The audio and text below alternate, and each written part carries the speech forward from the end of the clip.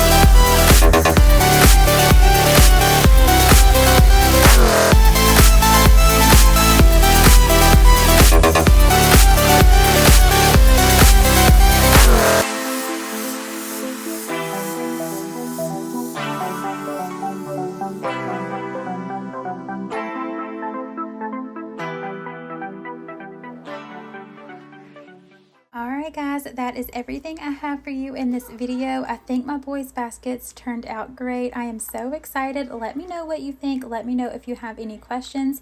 And if you enjoyed this video, consider giving it a thumbs up and subscribing if you have not yet. Thank you so much. Bye.